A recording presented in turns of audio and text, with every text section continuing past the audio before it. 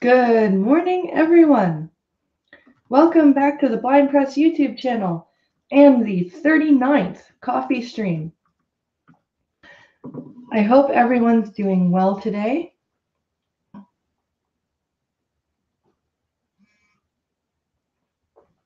Let's say hello to chat.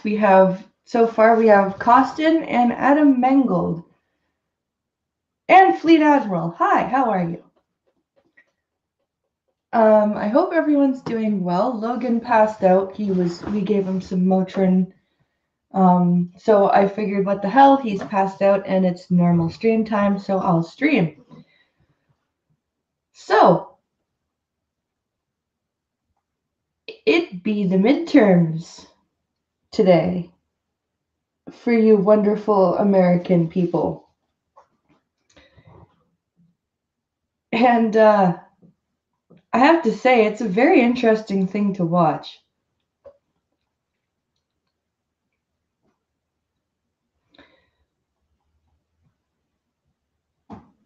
Oh, and Adam Mangold says contemporaries called it the Great War because it was literally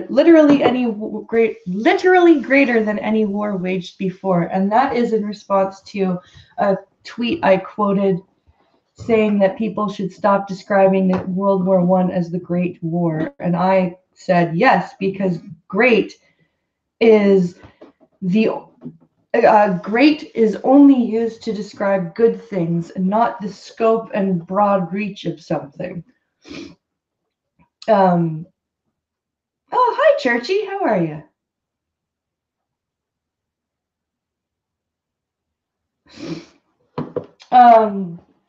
So yeah, I found that completely stupid because I've always heard it called the Great War, but never heard it called the Great War as in like, that was a great war. Yay! Like, do you know what I mean? Like these people are so fucking stupid. It's just a special kind of special. um, and instead of, oh, big wars are happening now. Yeah.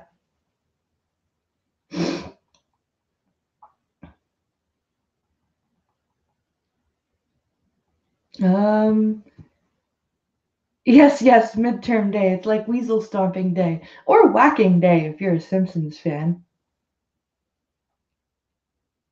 I have a global meeting in an hour that is scheduled for 2 hours. Ugh, this will be useless. Oh, that sucks.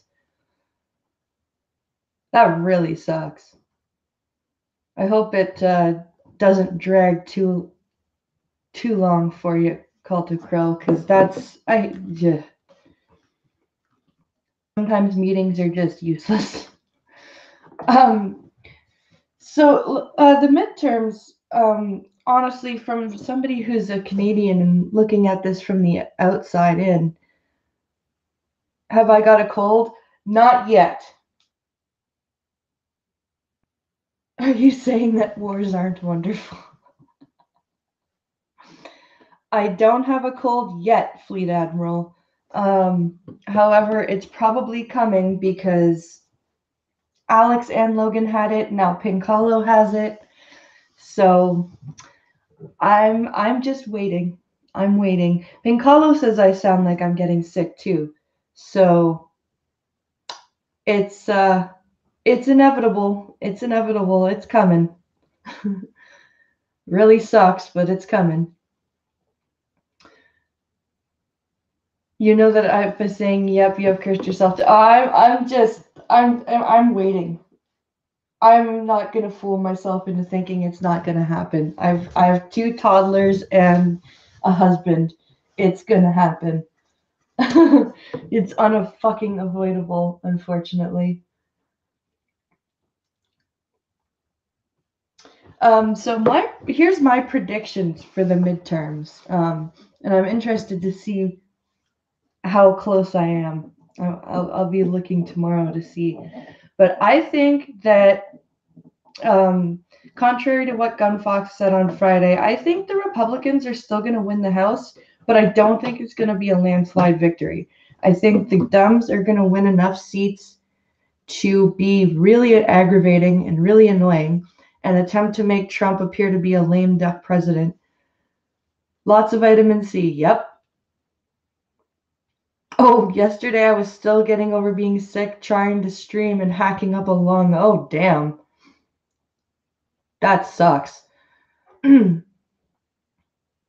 2 toddlers and a husband, so 3 helpless beings. Yeah. True. So yeah, I think the Dems are going to win enough seats to try, being the operative word, try and make Trump seem like a lame duck president. Or the other thing that I just thought of is try to slow him down enough.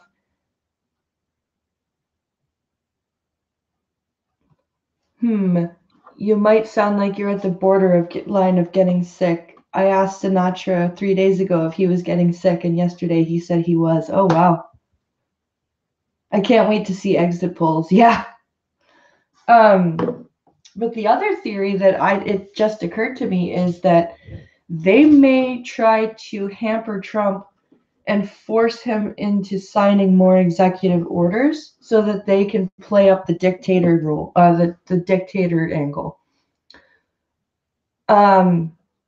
So either they're going to try and make him into a lame duck president, or try and make him, because he's already one of the biggest signers of executive orders. He has signed quite a few of them. Like Obama, like I'm not saying he's the only one who has signed executive orders, because that's silly.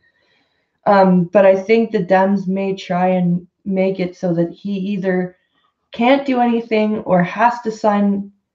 Oh. Hi, Jesse. Just voted. My big brother took me. Awesome. I think it will be like 2002. I'm going to be honest with you. I don't remember the midterm elections back then because I was only 13 and I wasn't paying much attention. But yeah, they're going to try and force his hand either way, so that when it comes to the 2020 elections, they can say, "Look what a useless and/or dictatorial president we have." They already call dictator. Yeah, I know they already call dictator, but I think they might they might try to force him into signing more executive orders to prove, like, to try and back their claim up. The dictator angle won't work. Obama didn't even try to work with Congress, in my opinion. It's true. However, the left seems to be in favor of Albert Einstein's theory of insanity, trying the same thing over and over and expecting different results. So who knows by this point? It's going to be a very interesting thing to watch. So, with that in mind, I've got a few news stories for us to look at. Some of them are Canadian.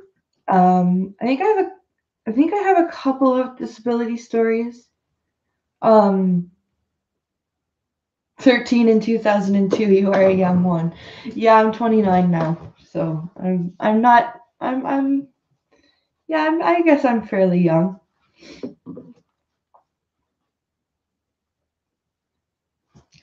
So let's get the Twitter DMs open. There's a story that I'm going to cover that I covered last night on Irate Monday, in my Blindside segment. But why did I just go back to YouTube? I wanted Twitter, not YouTube. Well done, Blind Press. Well done. Okay, let's try this again, shall we? Here we go. I can do this. I know I can do this.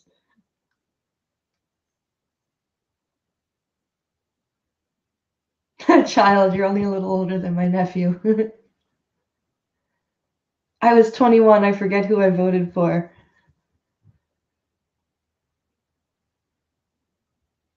Trump has only signed 12 more executive orders than Obama at the same time. Okay, that's not too bad.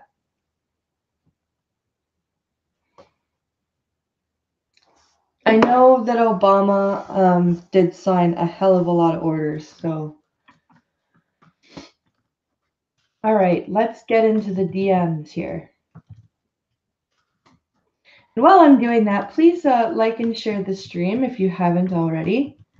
And consider hitting up the Streamlabs link in the description or the Patreon link in the description. Straight Cis Male says I was 22. Oh, wow. I'm so young. I'm so young.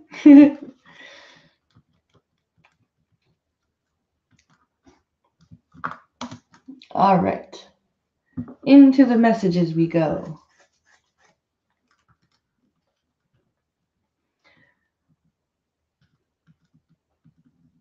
Okay. Here's my DMs with myself. So yeah, just to let everyone know. Hi, Zach. How are you?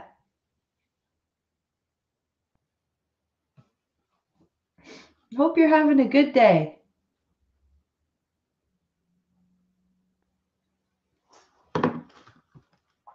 All right.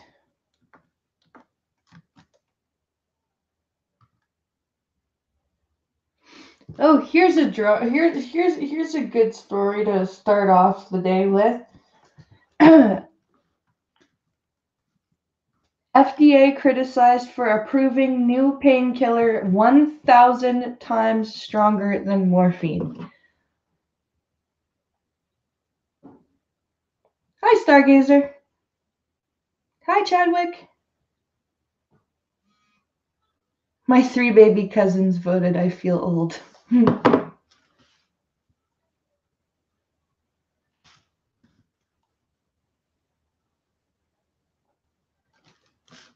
Okay. Close Discord. All right. I'm here, headline. Where are you? Yeah, I just happened to be browsing Twitter and saw this story today and went, what? So let's take a listen here. Heading level 1. FDA criticized for approving new painkiller 1,000 times stronger than morphine. You have blood on your hands. End of banner. Link. Image. Yahoo Lifestyle. Corin Miller. Writer. Link. Yahoo Lifestyle. November 5th. Navigation. Link. Tumblr. Link. End of. Yahoo Video Player. Group 000. Pause video closed. Unmute. Settings. But go to full screen. FDA slam for okaying new opioid that's 1,000 times stronger than morphine. End of. Yahoo. The Food and Drug Administration, FDA, is getting the side eye after approving a painkiller that's said to be 1,000 times stronger than morphine. Critics point out that this comes amid an opioid epidemic in the United States, which led to more than 72,000 deaths in 2017 alone. 72,000 deaths. Holy fuck.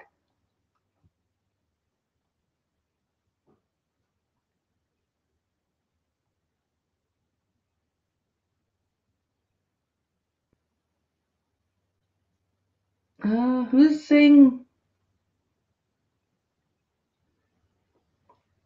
Oh, have a good nap, Jesse. The drug is called Suvia, and FDA Commissioner Scott Godley, MD, addressed the timing in a Suvia, huh? Link statement. Released late last week, the crisis of opioid addiction is an issue of great concern for our nation, he said. Addressing it is a public health priority for the FDA. The agency is taking new steps to more actively confront this crisis while also paying careful attention to the needs of patients and physicians managing pain. And by that, we mean we're going to release a new drug that makes fentanyl look like fucking Skittles, and what? That makes no sense. we're taking great pains to be cautious because of all of the deaths and the crisis of the opioid crisis. But here's this drug. 45,245B1. The Food and Drug Administration approved a new opioid that's apparently 1,000 times stronger than morphine. Here's what you need to know. Vote the Food and Drug End of the more button. Gottlieb also made the case for Xuvia's approval on link, Twitter, and reactions weren't positive. Twitter tweet, frame. What does his tweet say?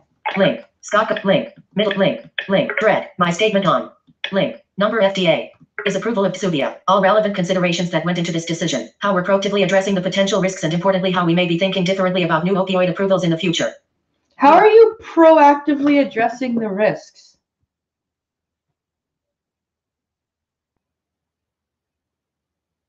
Is it addictive? Yes. Yes. Out of Twitter tweet. When there's some healthcare provider out there who ODs on this stuff for the first time, you can unequivocally tell yourself you killed them personally. Crazy how ODs work. One bad dose is all it takes for that person to never have an opportunity at sobriety again. Comment Patrick, at Patrick 2278T. You are link. November 3rd, to Twitter tweet, frame. So these are some of the Xuvia tweets. is a sublingual. Xuvia is a sublingual, meaning it is taken under the tongue, form of sufentanil, a synthetic opioid, that's delivered through a disposable, pre-fill, single-dose applicator. The FDA says it is restricted to being used in certified medically supervised healthcare settings like hospitals, surgical centers, and emergency departments. You are correct. Yeah, there's no risk for abusing that at all by nurses and doctors, because nurses and doctors never abuse painkillers.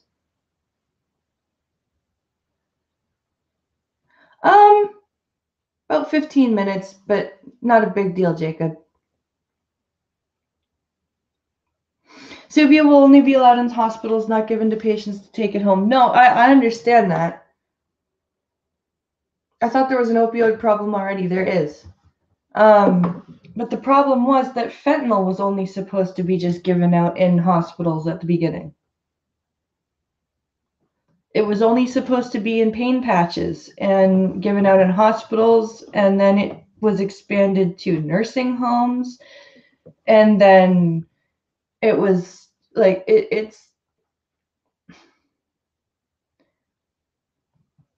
this is not, we don't need to be developing stronger opioids. We need to be figuring out a better way of distributing the ones we have and managing the addictions and all this stuff that, like, because there are people who legitimately need pain management. There's got to be a better thing to use than, it won't be the people who go home, take a pain pill, don't see an effect, and take another. No. If there's a new drug, trust me, there will be a black market for it. Yeah. I'm just looking at the fact that, because up in Canada, when fentanyl was only supposed to be given out in hospitals, nursing homes, that type of thing, there were stories of nurses that were actually sucking the fentanyl out. Like, they were taking the seniors' pain patches and they were sucking the fentanyl out of them.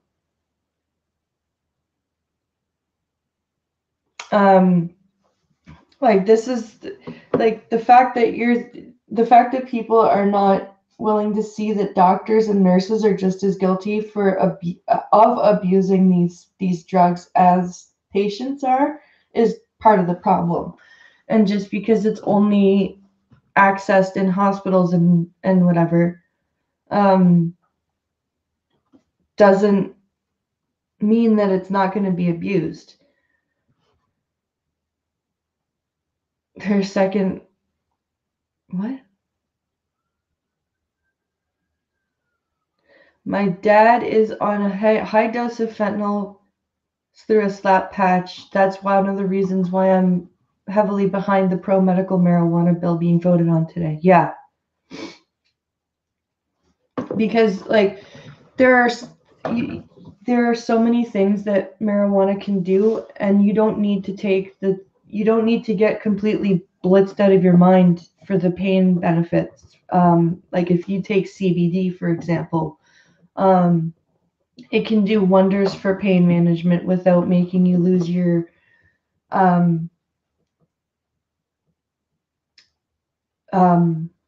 what's the word I'm looking for? Fuck.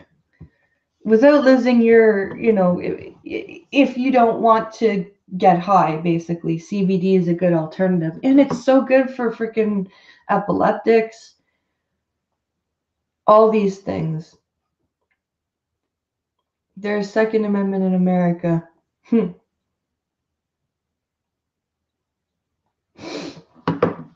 Gottlieb also points out in his statement that it can help in special circumstances in which a patient may not be able to swallow, adding that there could be potential uses on the battlefield. There are also very tight restrictions being placed on the distribution and use of this product. Gottlieb says.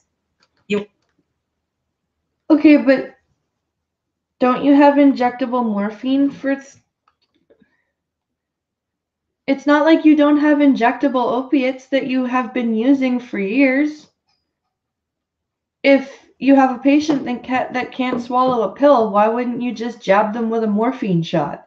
Especially on the battlefield. Why do you have to give people stronger, more addictive things? Like what? The medication won't be available at pharmacies and shouldn't be used for more than 72 hours. You are See, okay, if it's so addictive you shouldn't use it for more than 3 days. What the hell are you doing giving it out in situations where it's not accessible when they're done so they're setting up people to get hooked on something that they then cannot get access to via pharmacy. So what are they going to do if they become addicted to it?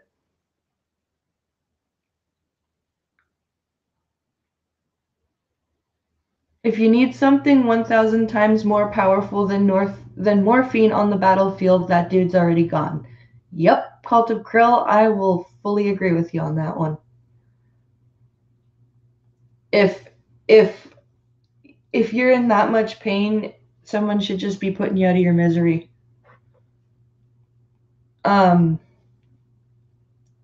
Money, yeah. Yep. I'll fully agree with you on that one. This has actually been on the market as an injectable for quite some time. Jamie Allen, PhD, an assistant professor of pharmacology and toxicology at Michigan State University, tells Yahoo Lifestyle, it's not a new drug, it's a new dosage. Allen says the concern around the drug is valid given the potential for abuse. However, she adds, the safeguards that the FDA has put in place should help. They should help. They should help. What safeguards? That's only available in a hospital setting?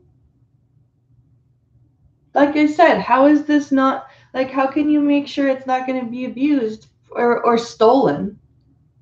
How do you know? Like, how can you make sure it's not going to be stolen?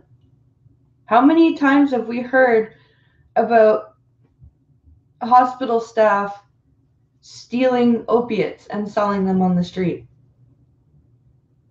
It's all good, hog cell.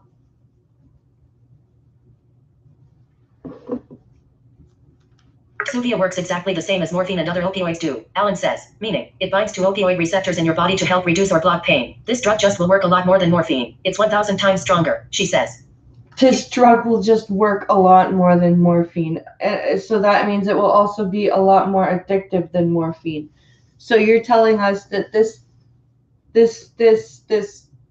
freaking drug that you guys even say yourself should not be used for more than 72 hours.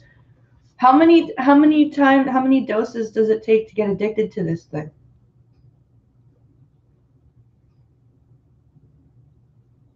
I have it. Here's my prediction. They're going to come back. There's going to be a news story in about another 6 months that's saying that doctors are realizing that 72 hours is too long to be taking this drug because people are addicted to it, leaving hospital, and then looking for fucking opiates because they're addicted to Suvia. So they end up on heroin, which is, we have a huge problem, which is, as we know, is having a huge problem with being laced with fentanyl, just like the cocaine. We've been hearing about cocaine being laced with fentanyl. Like, what? This does not bode well. It just doesn't bode well. I'm sorry. It's irresponsible. It's very irresponsible to be doing this.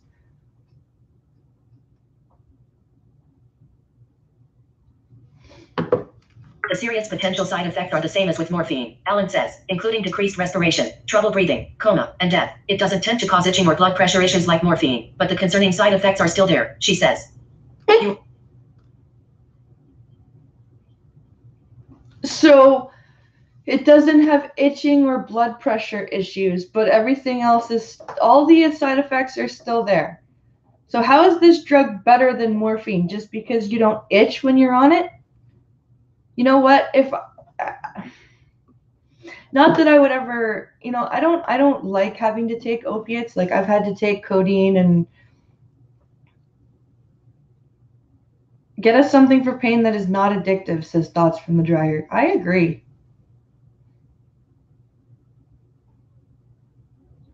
Opioids are not the same as opiates. The mainstream media has an interest in conflating the two. Oh. What's the difference between opioids and opiates? Metaphorist.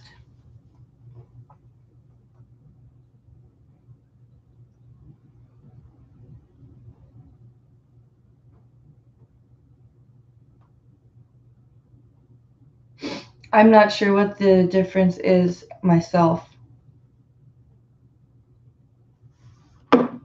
Suvia isn't designed to be taken by people who haven't taken morphine in the past, Alan says. Rather, it's for patients who have used opioids before and probably have some sort of tolerance to opioids, she says. It's also designed to be used in really specialized situations, including end-of-life care and pain that isn't helped by other opioids. Alan says, this is certainly not first or second line pain medication, she says. It shouldn't be given to Joe Schmo coming in with a broken arm. Oh, so they're admitting, okay, so this is a stronger opioid for people who have to be on opioids because they've developed a tolerance to it. Interesting. Very, very interesting.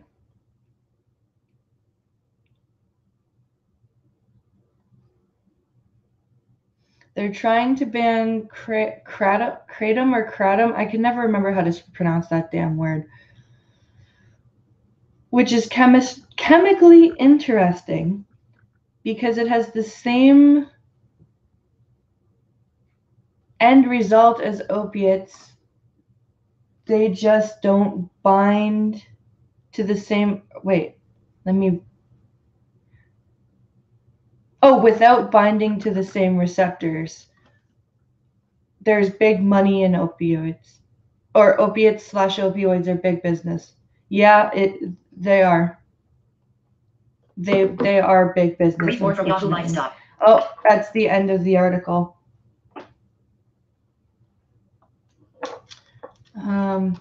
Speaking of pain management, let's have something that's not opiates at all, shall we? Yeah, I'm having a horribly bad back day today.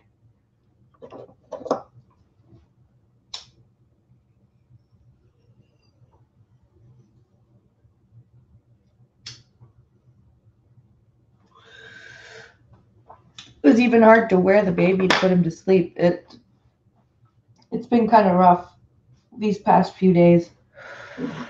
All right.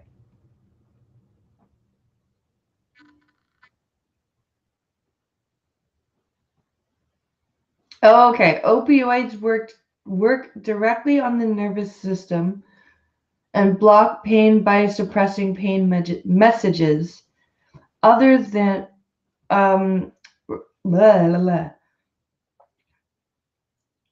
rather than muddling the nerves systems like opiates do. Okay, I've got you.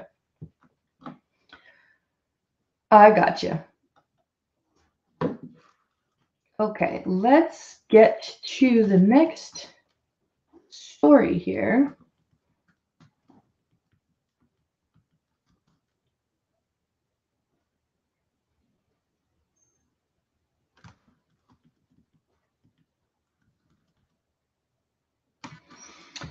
Comics transplant recipient says Canada transplant games are a chance to celebrate. So this is a story about a transplant patient.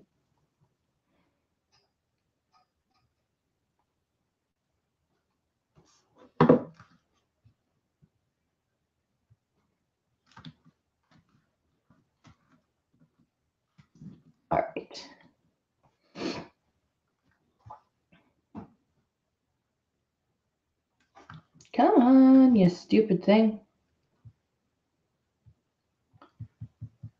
Where are you, headline?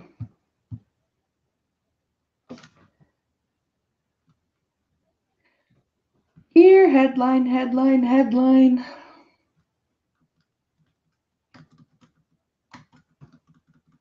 I hate when this happens. Aha! Found it. Okay. Heading level 1. Comics transplant recipient says Canada transplant games are a chance to celebrate. By Stephanie IP. That link. Story. Link. Photos. 2. FB. Comics transplant recipient says Canada transplant games are a chance to celebrate. Image. Heading level 3. 2 items. Photo. As Ferris Bueller once put it, life moves pretty fast. If you don't stop and look around once in a while, you could miss it. But heart transplant recipient Robbie Thompson is in no danger of missing anything. You are, after receiving 2 transplants before the age of 5, the now 20-year-old comics man is no stranger to slowing down, appreciating life and making sure he takes the time to look around. Okay, that's cool. Like,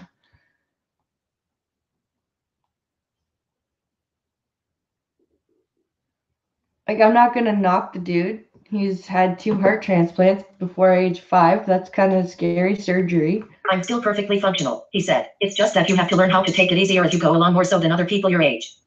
Yeah, like, see, this is a guy I can tell by the way this article is being written. This guy was probably being interviewed and he was like, I'm perfectly normal. I just have a heart transplant. Like, because this article sounds very, oh, look at these amazing transplant patients. And this guy's just like, yeah, I'm a transplant patient. So what?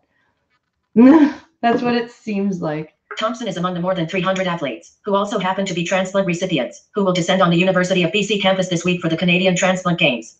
Yeah, see, the way this article is written, it's like he's one of 300 athletes who happen to be transplant patients. Like, okay, this is really like being a transplant. It's not like they were amputees or something. And even amputees are athletes. They get artificial legs. This is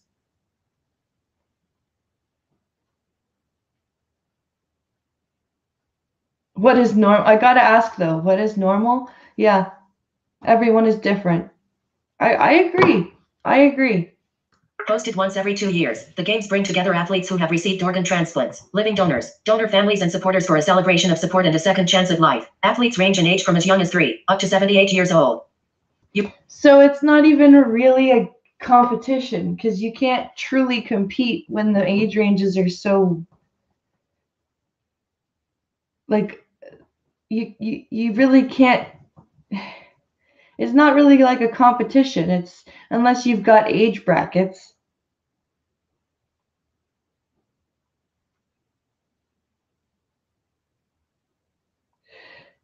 Jason Pierre-Paul exploded his hand with fireworks and is still a great player. No one has called him great for doing it. That's awesome. Hi, Robert Burke.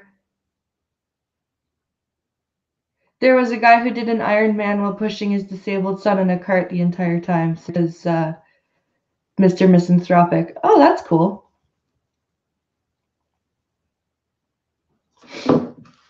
It's really just a competition so that we can all basically have an excuse to get together and show people that we're just as physically capable, if not more physically capable than people with or without transplants, said Thompson. Okay, but how can you be more physically capable than people with transplants?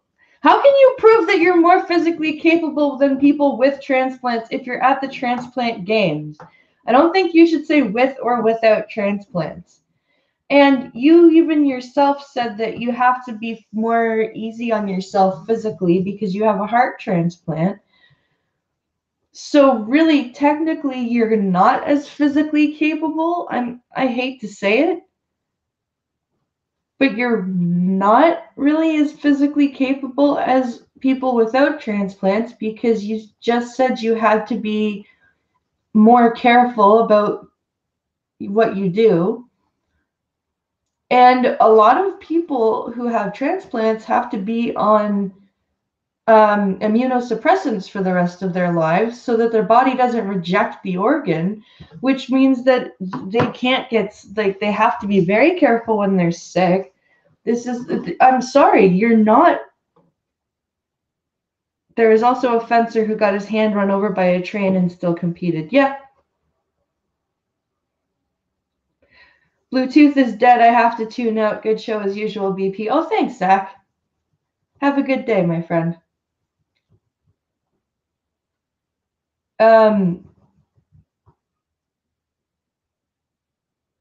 What the hell was I saying?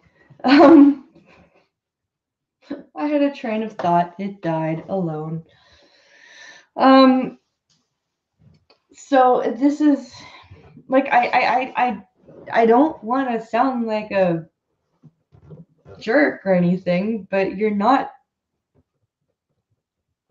as physically capable. Like, it's cool that you're still doing this as a celebration of life and stuff like that, but you cannot say in one sentence that you have to take it more easy than somebody your age without a transplant, but then turn around and say you're more physically capable than somebody with a transplant or without a transplant, excuse me. You can't, that doesn't work. At the end of the day, we're all just there to say hi to each other and get out and do these things together. That's the main concern for us. Yeah, see, that's fine. Like, why did you have to add in that whole, we're proving that we're more physically capable? Don't say that. That's not true, and you know that's not true. Own the fact that you're celebrating life. That's cool. That's awesome. But don't be a simpering fool. Come on.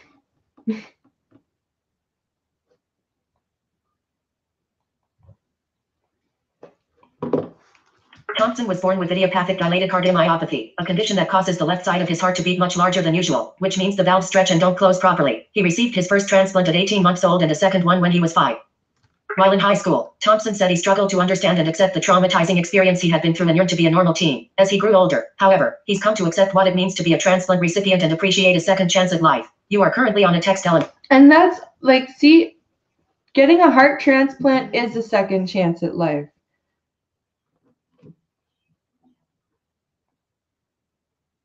And it's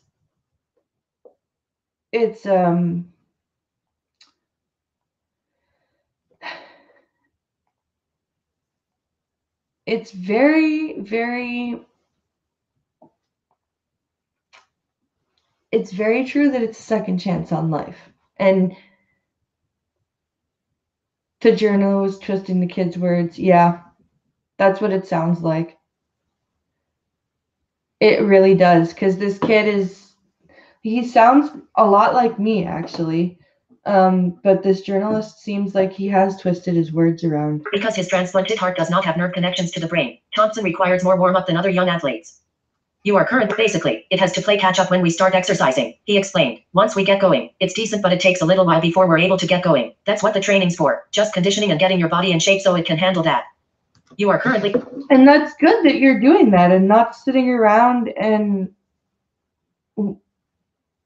not worrying about, like the fact that this guy got out there and isn't just being like, oh, I'm a poor transplant kid. That's good.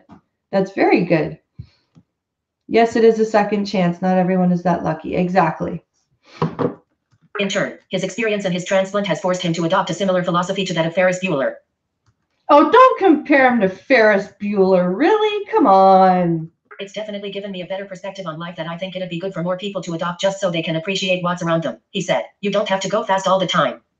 You are currently on the Canada Transplant Games take place July 2 to 7 at the UBC campus. Sporting events are free and open to the public. Thompson is competing in the cycling competition on Tuesday and in the swimming competition on Thursday. You are currently on a text element. Okay, that was not Ferris Bueller.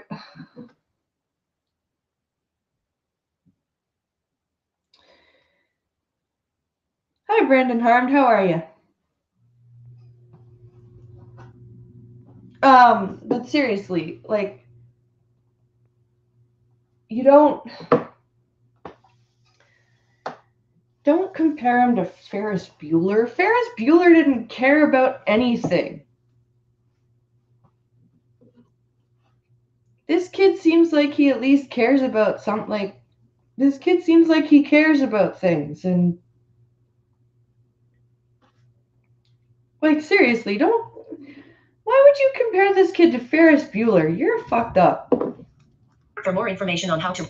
Oh, that's the end of the story. Wow, what a freaking. What a smarmy journalist.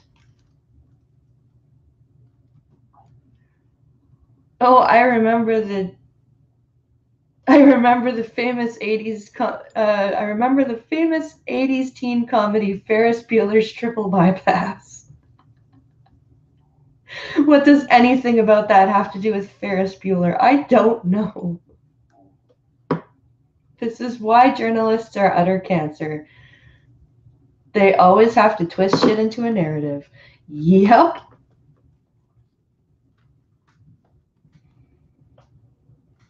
Yep, it's true.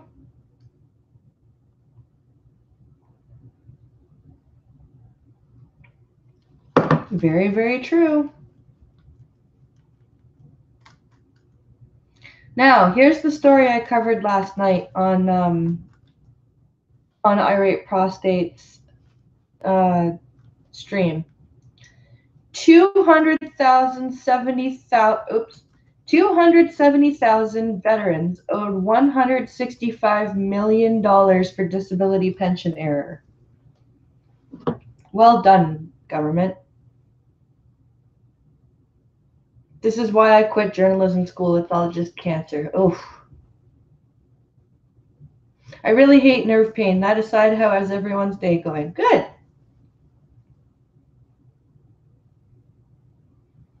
Oh, hi, Pincalo. All is still quiet. Adam, I haven't had breakfast yet. I'm really goddamn hungry.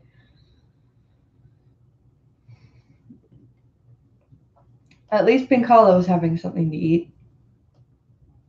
I had coffee, if that counts.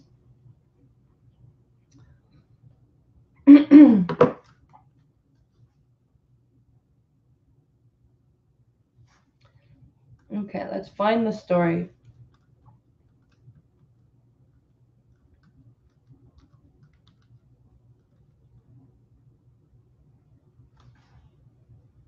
Come here, Mr. Headline.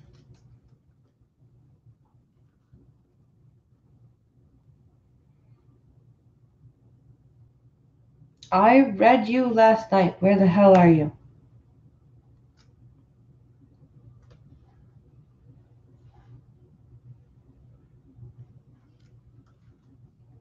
Come on.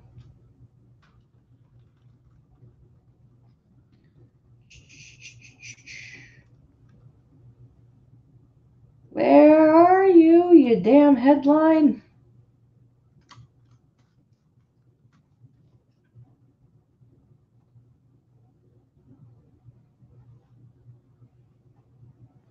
Aha! Here we go.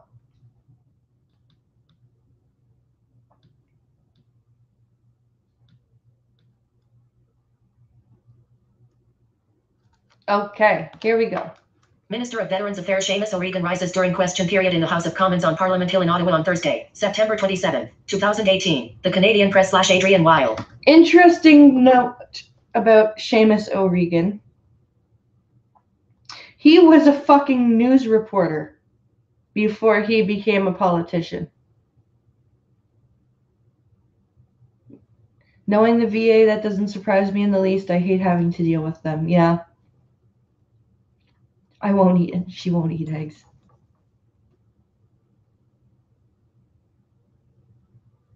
At least this time it's not me holding up the line. O'Regan said the calculation error has been fixed, and the impacted servicemen and women will be retroactively compensated. You are So that makes it okay, right? Because they'll be retroactively compensated? The department has secured a source of funds of up to $165 million for retroactive payments. Most individuals will receive a few $100s, while the maximum amount to be paid would be a couple of $1,000s, O'Regan said in a statement. You are currently... So... O'Regan, hit link. Link, hit the... In a statement. Link, button. Ottawa News Bureau online, link. Published Monday. Last update. Okay, I missed part of the Ottawa, story, the sorry. Ottawa. The federal government has confirmed that upwards of 270,000 veterans, RCMP officers, and their surviving family members are owed a total of $165 million as the result of what Veterans Affairs is calling a years-long calculation error. So RCMP, that's our federal police. They also act as provincial police for our western provinces because they don't have designated provincial police out there, like Ontario and Quebec. Now, I can't remember if the maritime provinces have their own provincial police. When I was a lad, I ate 4 dozen eggs every morning to help me get large. Yeah, I sing that song to Pink Hollow all the time.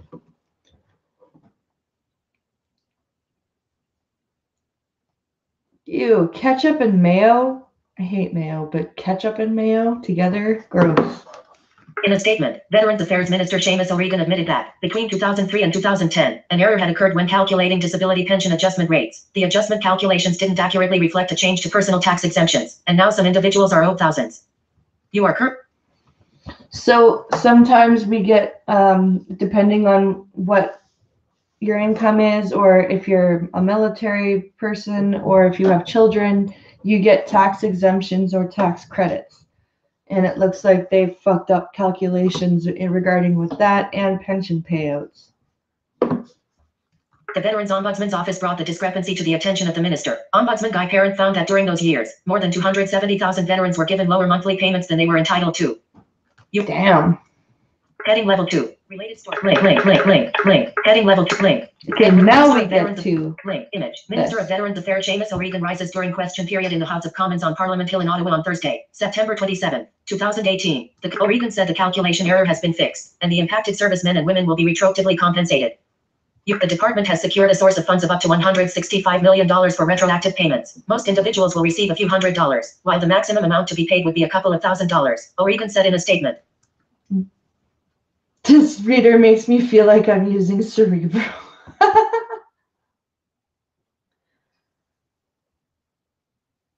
Only Ontario and Quebec have their own provincial police. Okay, thanks for that, Costin.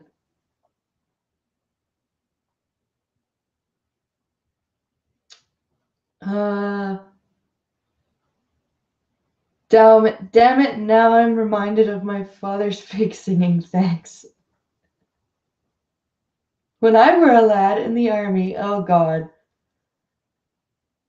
Ketchup or barbecue sauce with mayo is a staple of a good burger sauce. How popular is back bacon in Canada anyway? Well, some people don't like it because it's got a lot of salt in it. Like me, I don't like back bacon because it's very salty. But Pink Hollow loves back bacon. The only way that I will eat back bacon is my grandma has a way of cooking it. She cooks it in the oven, so the salt kind of like the taste changes. It doesn't taste as salty when she does it in the oven. But I'm definitely more of just a regular bacon fan. If I'm gonna eat something like that, I'll go for ham instead of back bacon. I love me a good ham. Back bacon, food of the gods, says Hog Silk. Given the number of veterans shortchanged by this mistake, however, it could be 2020 before the payments are issued in full. Oh, you are currently.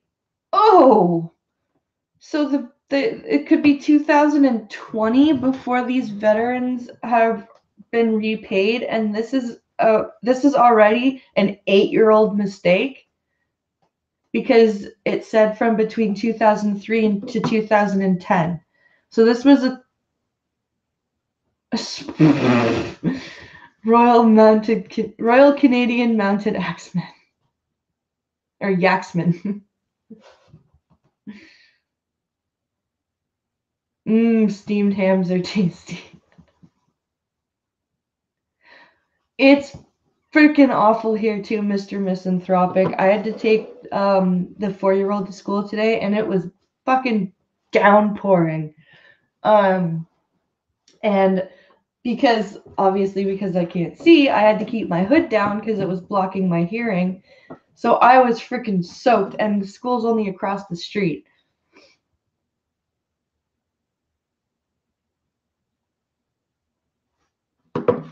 As the Canadian press has reported, as many as 120,000 of the affected veterans, including those who served in the Second World War and in Korea, have since died, meaning their estates will be the benefactor of these corrective payments. You are. Damn. So these were old vets.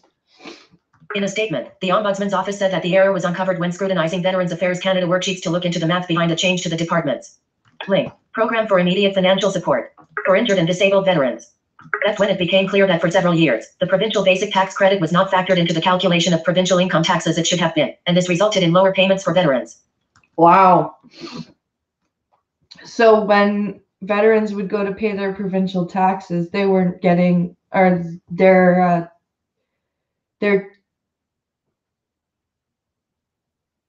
I like the smokiness of side bacon and the meatiness of back bacon. That's why I smoke it before it goes in the pan. You know what? I might eat it if it were smoked. I have not seen rain in 10 months, says Cult of Crow. Oof.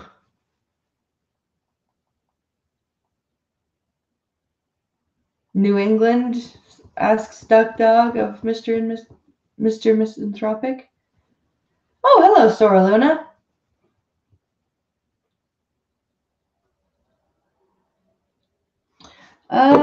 O'Regan thanked the Veterans Watchdog for bringing the years-long mistake to his attention.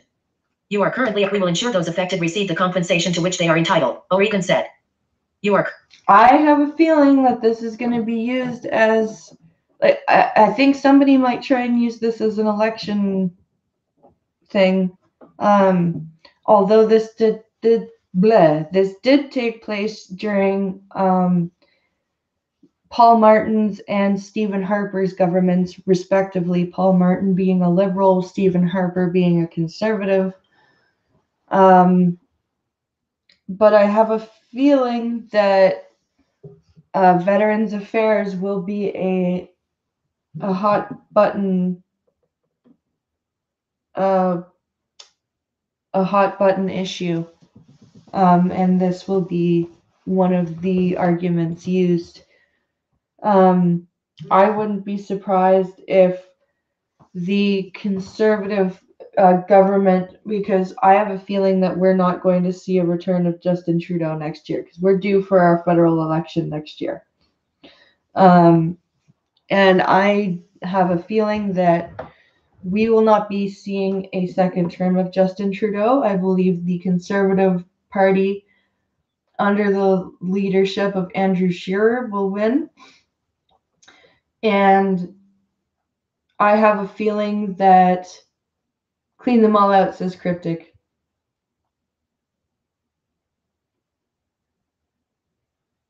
I have a random urge to barbecue tonight.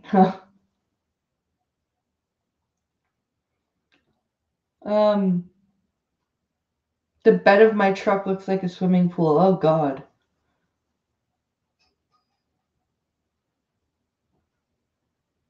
For your sake, I hope you guys get rid of Trudeau. I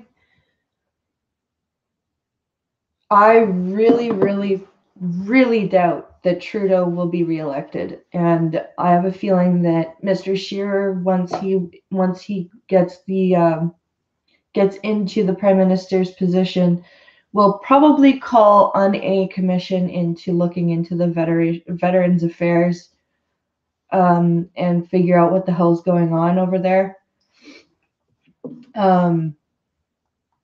If he's smart, anyway.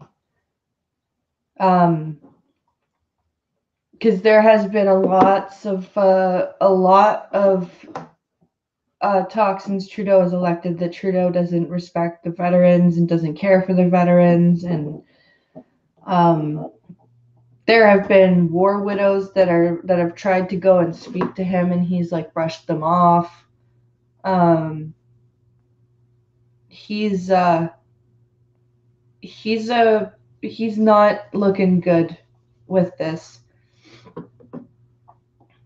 And especially when it comes to the last story that we're talking about here, which I'm going to pull up.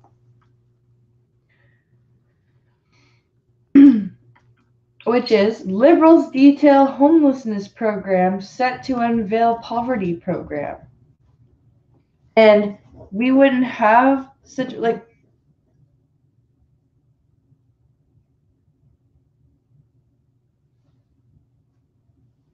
what was I gonna say here?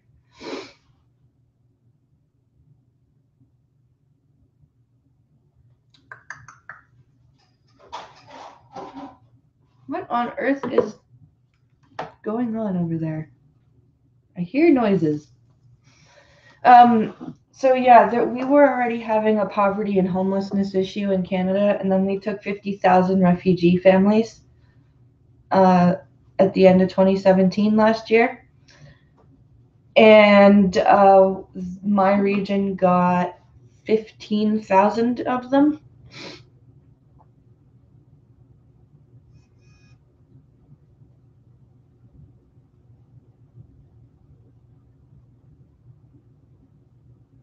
Let's see here.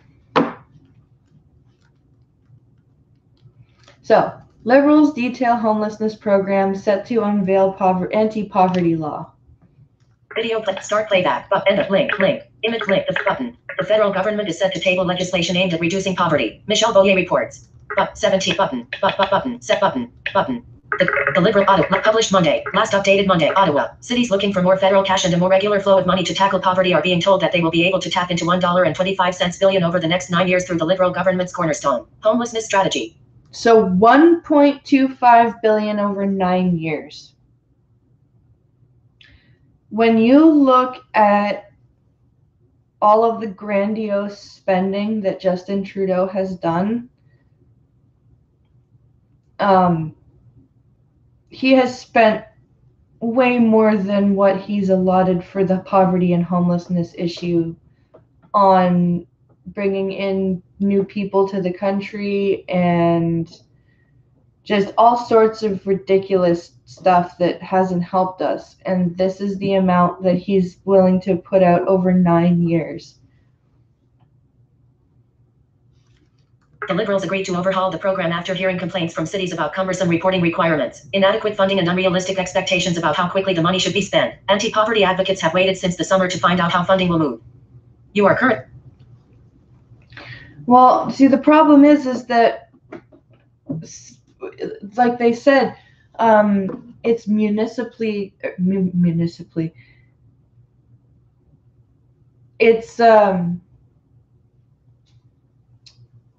It's gotten really difficult to find housing because it was given to the refugees that came here, like the community housing. And the waiting lists, at least in my area, before we received the influx of families, was 3 years to get into a subsidized house. Then it went up to 10 years when the families came in.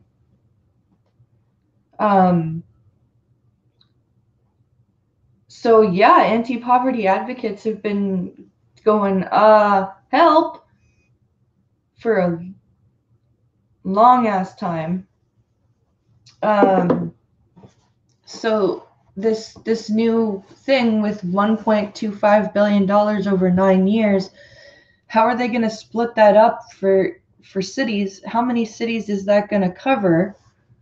And what's going to happen when the funding runs out? The revamped homelessness strategy, dubbed Reaching Home, will come into force early next year, which is when cities will be able to apply for new funding. Oh, look, early next year.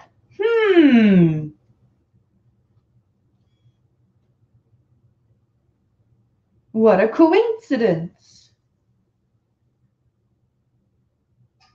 Early next year, you say?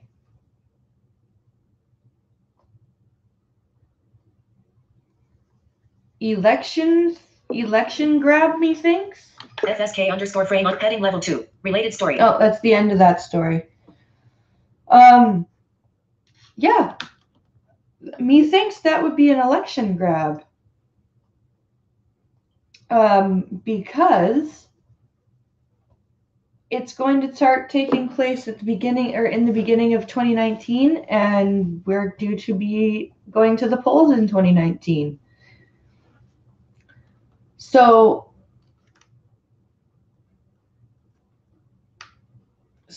it says municipal governments administer most of Canada's housing programs, but construction and rent programs are expensive. So cities rely on the federal and provincial government to supplement them.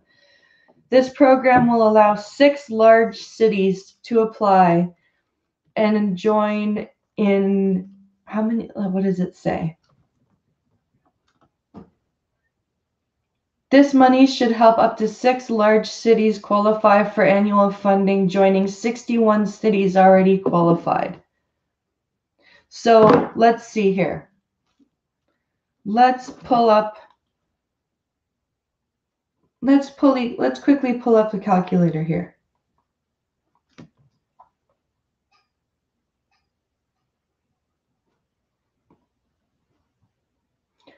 $1.250000000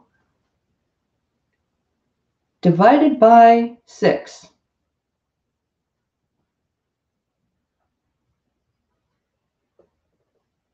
Oh, I did that wrong.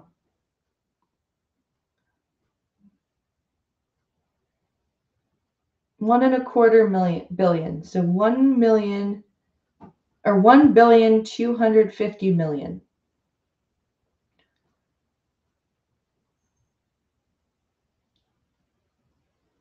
divided by 6.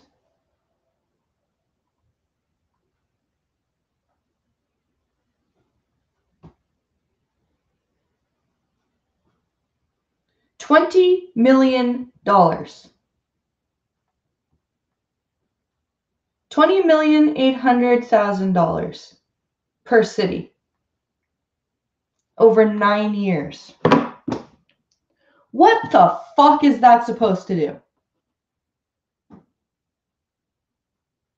Do you know how much money has been poured into my region's fucking ridiculous light rail transit? You know what it's at now? The same fucking number, 1.25 billion.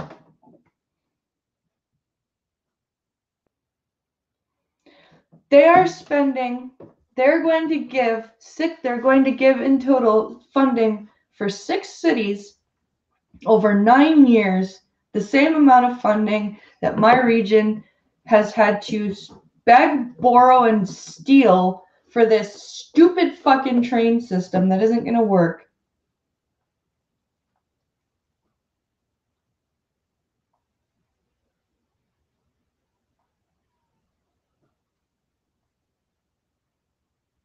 Plain Preston family are dying? Yes. Well, I'm not sick yet, but Pincalo says he can hear it in my voice, and somebody else asked if I was getting sick as well. So it's coming.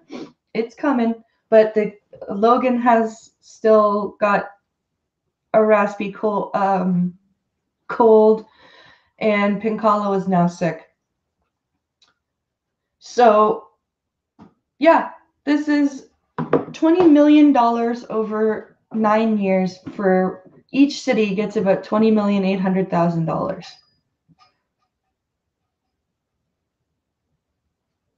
What is that? That's not going to do shit.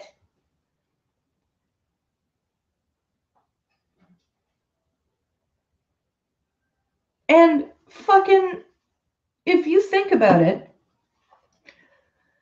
the way that our cities are going about, how much of that do you think is going to go into building actual buildings for people to live in versus like supplying churches and stuff with money, with food for the home? Like, do you think they're going to actually construct buildings for homeless people to live in? Fuck no, not with $20 million. They're going to funnel that into stupid fucking, they're going to funnel that into, what's it called? Food banks.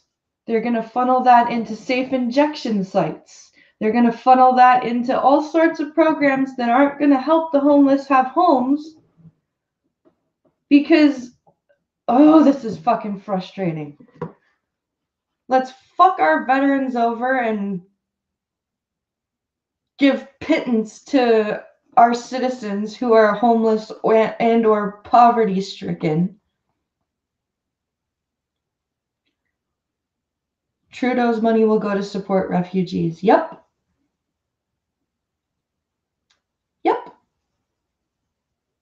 That's exactly what will happen.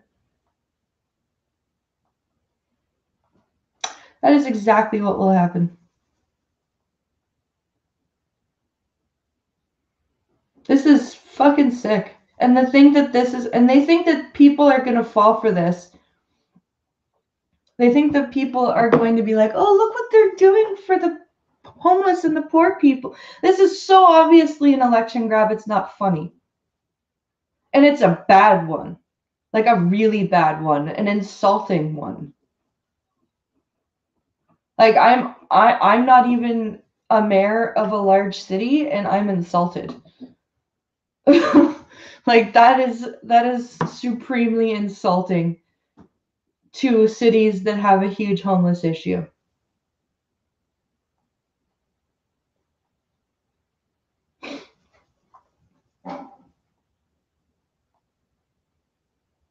It's almost I can't say it's unbelievable because it's not. I'm nothing that Trudeau does anymore shocks me. It does make me angry, but it doesn't shock me anymore. Territories are also being promised $43 million over the 9-year. $43 million over the 9-year period for the territories? That's it? Oh yeah, you really care about the fucking natives and Inuits, don't you, you fucking liar. $43 million for 3 territories. The Yukon, the Northwest Territories, and Nunavut. The entire Arctic. What in the fuck is $43 million going to do for that many people? Well, there's only like 86 people living up there. Good one. Good one.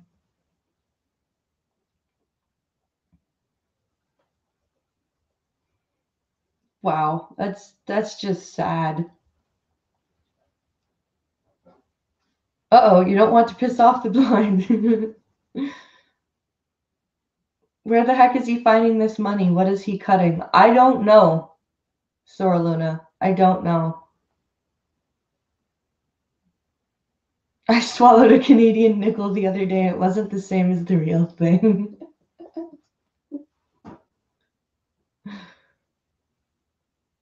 That's okay, Scotsman. It's okay.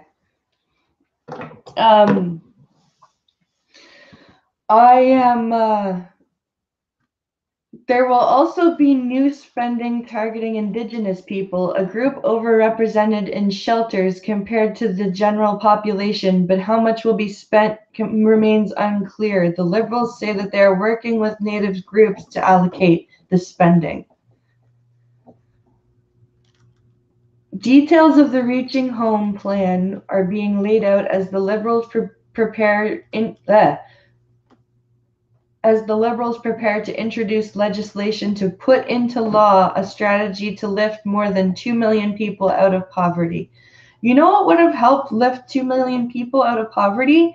Making sure that your own citizens had good jobs and good places to live before inviting and accepting 50,000 people into our country. I understand that we have a reputation to uphold, but we are not in the fucking capacity right now. We are not doing well as a country for our poverty, for our homelessness, for our natives, for our drug issues. We're having a lot of drug problems up here now. And Trudeau just doesn't care. He would rather virtue signal and say, look how awesome we are. We're helping all of these refugees. Well, okay, but what about our citizens that were here first?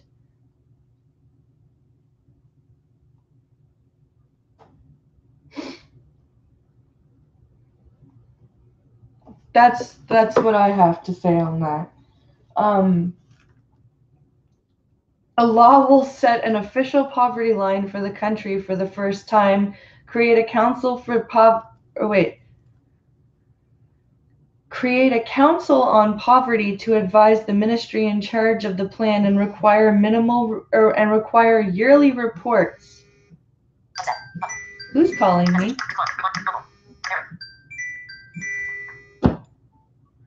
Hey, I'm still streaming. What's up?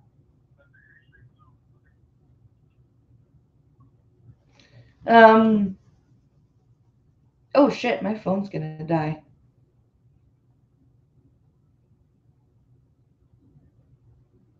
Countries are not charities, said Scotsman.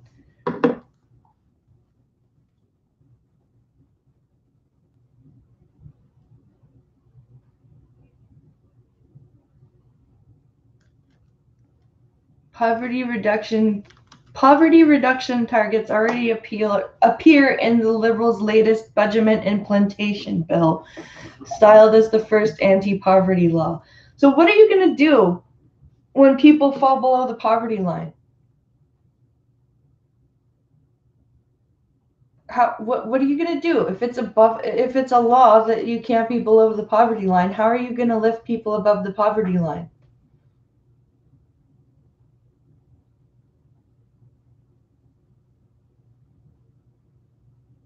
Lifting them out of poverty would make them self-sufficient and independent. If self-sufficient, then they aren't needed.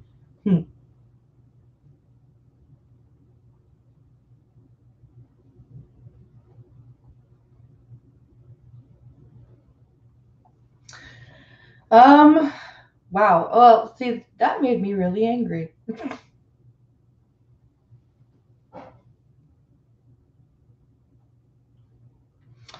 Well, guys, I'm going to wrap it up here and go check on Logan, make sure he's okay. Because he's still sleeping, I think, but I just want to make sure. Thank you guys for coming. I'm sorry it was kind of wishy-washy with the time today. I just wasn't sure when Logan was going to sleep. Please like and share the stream if you haven't already. Please consider donating to the Streamlabs or becoming a patron. We are almost halfway to the goal for the PS4 for Christmas. So please consider doing that. I can't wait to play with. I can't wait to play games with you guys.